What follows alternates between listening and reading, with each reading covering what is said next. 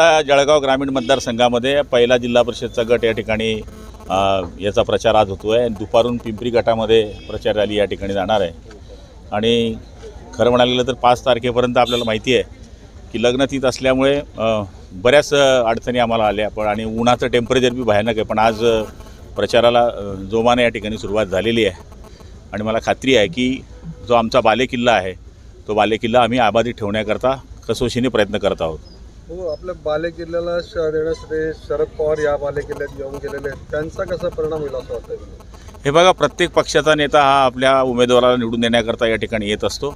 आम्ही आमचा प्रयत्न करतो, पण मागचं रेकॉर्ड जर चेक केलं तर फर्स्ट क्लासमध्ये आम्हीच पास झालेलो आहोत।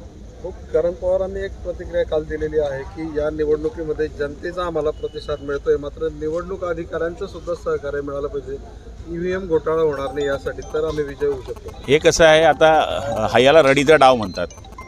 आता EVM मशीनवर ते आलेले आहे, उद्याच्या दिवशी ते कशावर येतील काही सांगता येत नाही। माझं असं म्हणणं आहे की EVM मशीन हे सुप्रीम कोर्टाने सुद्धा मान्य केलेलं आहे की निवडणुका ह्या EVM मशीनवर घेतल्या तरी काही अडचण येत नाही। 2000 कार्यकर्ते ते मतदान केंद्राबाहेर बूथ केंद्राबाहेर ठेवणार आहे, चांगली गोष्ट आहे। भाऊ, एक विषय असा आहे की मुंबईत मराठी माणसाला नोकरी नाही का, असं गुजराती एका कंपनीने केलेलं आहे।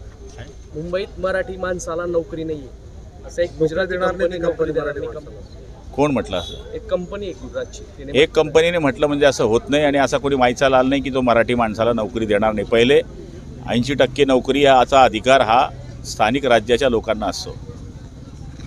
गुजरातच्या चोरांनी शिवसेना फोडण्याचा प्रयत्न केला असं संजय राऊत म्हणताय। ते राऊत म्हणजे काय, ते वया गेलेली केस आहे। चला, नरेंद्र मोदी दुर्दैवी पंतप्रधान आहे असं उद्धव ठाकरे म्हणतात। नरेंद्र मोदी दुर्दैवी पंतप्रधान आहे असं उद्धव ठाकरे म्हणतात। त्यांचं मत आहे, पण लोकांनी मान्य केलेल्या माणसाच्या बाबतीत असं बोलणं उचित नाही।